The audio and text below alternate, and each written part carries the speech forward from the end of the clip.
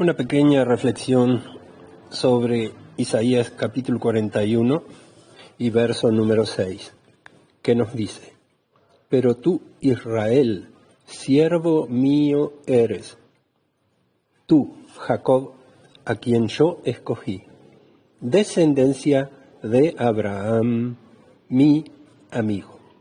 Bueno, está hablando a aquellos que le quieren escuchar, por cierto, de su pueblo, de la nación de Israel. ¿De dónde salió esa nación, ese pueblo? Como una multitud, ¿verdad? Salieron como descendencia de Abraham, a quien Dios llama mi amigo. Abraham, que significa padre de una multitud. Porque recordemos que cuando era uno solo, Abraham, y Dios lo llamó también, y en un momento dado le dice que se puede contar las estrellas del cielo, o si puede contar el polvo de la tierra, o la arena que está a la orilla del mar, así sería su descendencia. Bueno, esa es una gran promesa cuando Abraham no tenía hijos y su mujer era estéril y ya eran ancianos los dos. Entonces, este es el origen. Por eso que se encuentra la historia en el libro de Génesis de los principios, de los orígenes. ¿De dónde surge el pueblo de Israel? Es descendencia de Abraham, mi amigo. Tiene la genética, tiene la sangre de Abraham, aquel amigo de Dios que salió a caminar con Dios teniendo 75 años de edad cuando sale de Harán.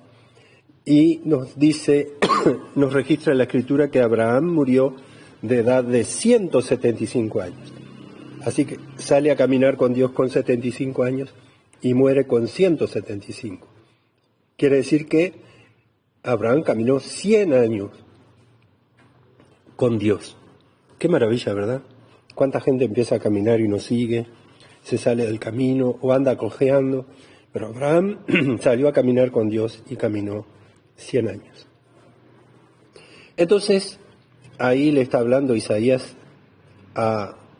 específicamente a la parte sur de Israel, a Judá, pero hablando de todo el pueblo de Israel, dice, pero tú, Israel, en primer lugar dice, siervo mío eres. Pero eso en el presente, porque cuando miramos la historia de Israel, cuando Jacob entró en Egipto eran como 70 personas, y por 400 años, un poco más de 400 años, llegó a ser una nación, llegó a multiplicarse de tal manera que llegó a ser una amenaza y un peligro para Faraón, rey de Egipto. Sabemos la historia de Moisés, sabemos cómo trataron de parar la natalidad de los hijos de Israel, pero eso realmente era imposible.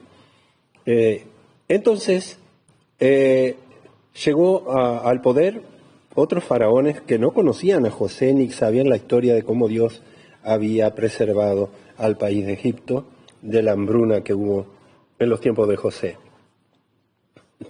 Y pasaron los años y ese pueblo quedó esclavizado, perdieron su total libertad, llegaron a tener que hacer trabajos forzados y realmente estaban tan afligidos que clamaban a Dios. Ahí se acordaron de las promesas que Dios había hecho a Abraham, Isaac y Jacob, y clamaron a Dios estando en gran angustia bajo el peso de la opresión de Faraón, rey de Egipto, y clamaron a Dios porque allí eran siervos, eran esclavos, y Dios les mandó un libertador, como nos cuenta la palabra de Dios en el libro de Éxodo, cómo Dios les abrió el camino del Mar Rojo y cómo Dios los introdujo en la tierra que fluye leche y miel. Cómo Dios los sacó de la esclavitud para ser siervos, pero ahora de un amo, de un dueño, de un Señor amoroso como es el Señor, que el primer mandamiento que Dios le dio a su pueblo es: oye Israel, el Señor, tu Dios, el Señor uno es, y amarás al Señor tu Dios, al Señor tu Dios, con todo tu corazón y con toda tu alma y con toda tu mente y con todas tus fuerzas. Sí, Israel ahora era esclavo de amor, de un Señor amoroso, de un Señor que los benefició en todo, un Señor que estaba con ellos, que los libraba, que los amparaba, que los protegía, que los guardaba. Qué maravilla estar en el reino de Dios, bajo el señorío del Señor, a diferencia de cuando Israel eran esclavos en Egipto. Así también, si lo transferimos a nuestras vidas y a la iglesia del Señor en el siglo XXI también, nosotros también éramos esclavos de un faraón, de un señor cruel, que su misión es robar, matar y destruir. Sabemos que es Satanás y sus demonios, y esclavos del pecado, totalmente a voluntad del pecado, esclavos del temor a la muerte y a la separación eterna de Dios. Y de ahí nos rescató el Señor, nos sacó de las tinieblas a su luz admirable, para que fuéramos ahora sus servidores por amor.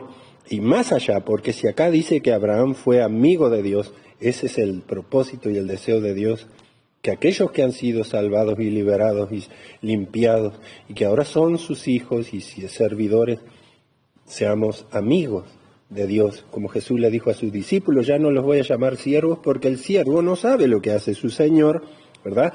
Ningún Señor ando dándole explicaciones a sus esclavos, pero el Señor dice, ustedes son mis amigos si hacen lo que yo les mando. Bueno, siguiendo un poquito adelante, dice, tu Israel, siervo mío, eres tú. Y luego dice Jacob, a quien yo escogí. Sabemos que Jacob era nieto de Abraham. Y Rebeca concibió de Jacob, y habían gemelos en su vientre, que luchaban en su vientre por nacer. Y si bien Esaú, que fue el nombre del primogénito, ¿verdad? Era el mayor, que tenía derecho de primogenitura, pero Dios dice en su palabra, a Jacob amé y a Esaú aborrecí. Por eso dice Jacob, a quien yo escogí. Fue la elección. Porque sabe Dios cómo iba a ser Jacob y cómo iba a ser Esaú. Evidentemente que Jacob tuvo que pasar por un proceso muy largo de tratamiento de Dios para llegar a ser Israel, para que se le cambiara el nombre cuando luchó con el ángel.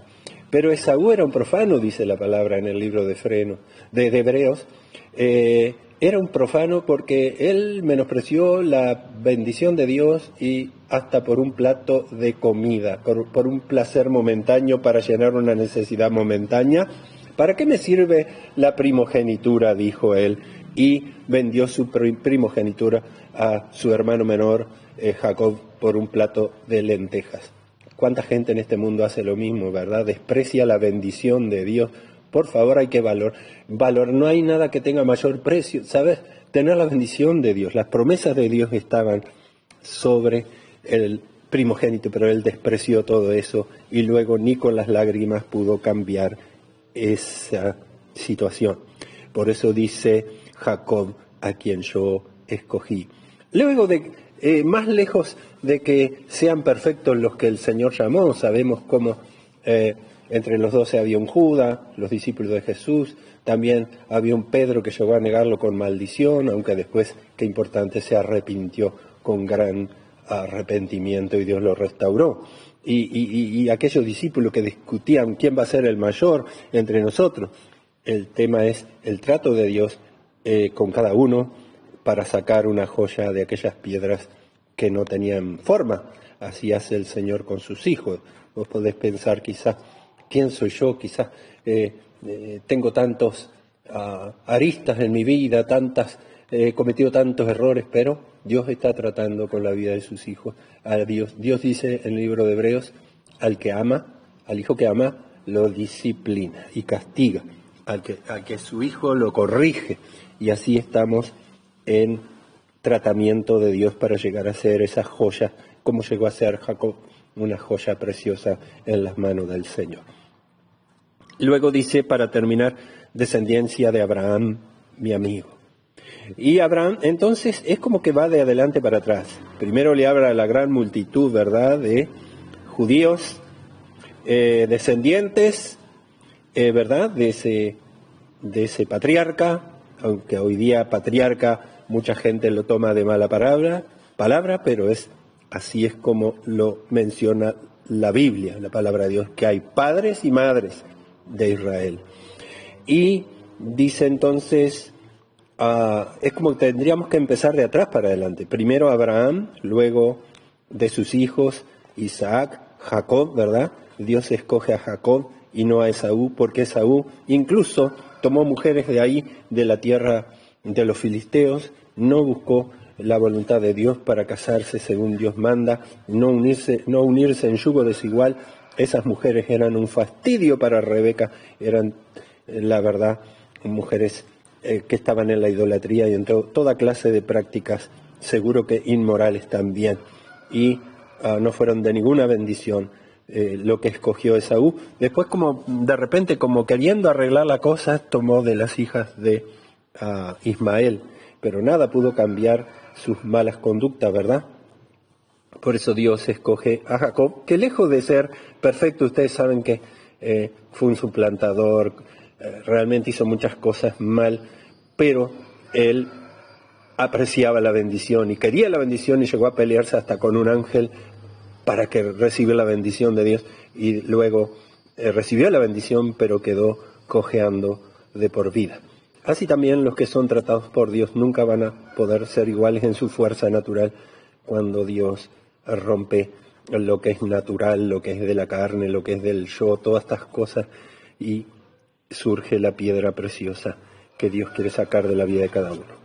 Así entonces este verso lo volvemos a leer, dice, pero tú, Israel, siervo mío eres. Ya no somos siervos y esclavos del mal, y somos siervos, y por qué no decirlo esclavos, pero de un amo que lo amamos, de un amo de amor, de un reino, de un Señor, de un reino maravilloso, de luz, de bendición, de paz, de seguridad y de todos los beneficios y todo lo que vamos a disfrutar por la eternidad siendo siervos del Señor. Y tú, Jacob, a quien yo escogí, descendencia de Abraham, mi amigo. Que el Señor bendiga a cada uno al considerar estas cosas.